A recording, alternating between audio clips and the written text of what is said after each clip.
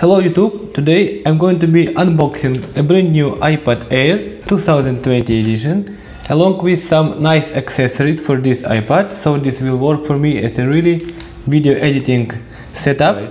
So this new iPad features USB-C port, which is brilliant, so you can connect your SD card through the adapter or you can connect straight away your SSD disk. I tested, it works perfectly both with Transcend USB flash drive and with PNI SSD disk. You can see the 4 speaker grills, but honestly you have only 2 speakers. That is also indicated on Apple's website, so speaker is here at the bottom and here at the bottom. And you have a single camera and Touch ID, which works nice and smooth. 10.9 inches screen. You have a True Tone technology here, and I can tell you straight away that I'm using now the LumaFusion. I just started, I'm still learning how to use it, but the one thing which is interesting, and I found that LumaFusion is working very nice with a high efficiency video codec, which is H.265, unlike the Final Cut for Mac. I found that Final Cut natively does not support videos with high efficiency video codec shoot on my Google Pixel, and before I was converting those videos through the special converter, or I was shooting in other video codec. However, this nice LumaFusion application, specially designed for iOS, available only for iOS, works nice with high efficiency video codec. By the way, that is the test file of this video shoot with a high efficiency video codec. На клавиатуру и Magic Trackpad. The one thing I liked about LumaFusion that when I changed to portrait orientation, editing becomes even more comfortable to me because I get the bigger screen for preview of my video, and you got all your necessary tools here at the bottom.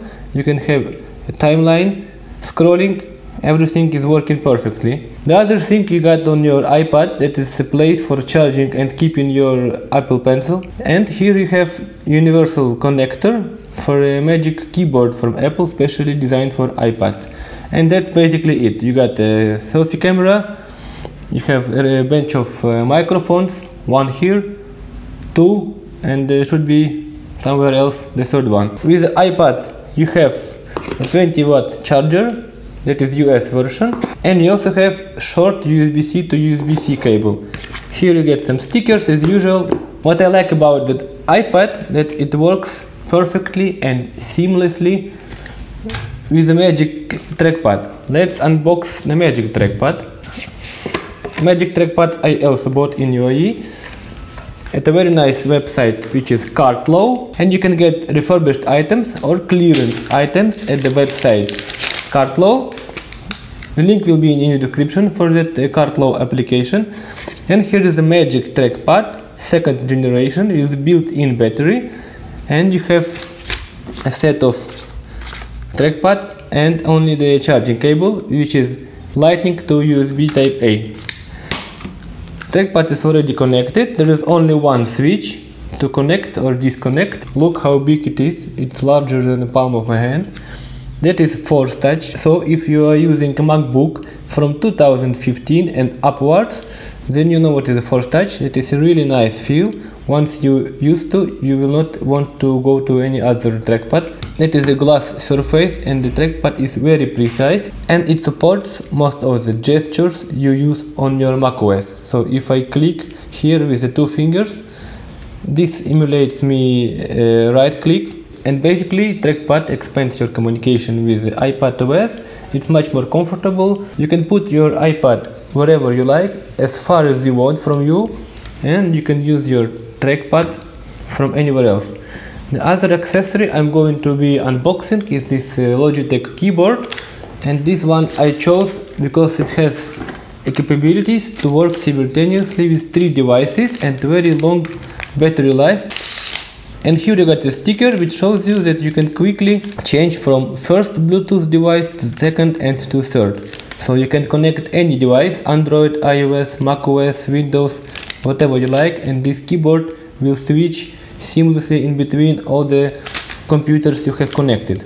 I have Bluetooth on here because trackpad is connected Now I will set up quickly. Here is the power switch. Yeah, the keyboard is connected, and let's try.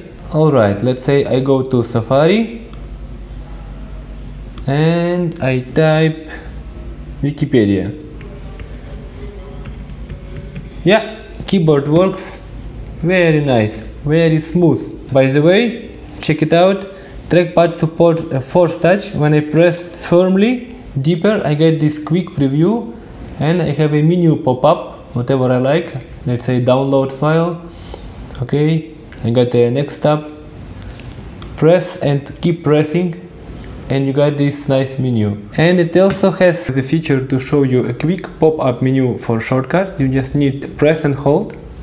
You will get a pop-up menu, and then you can scroll with your trackpad through all the shortcuts available specifically for this application, which is LumaFusion.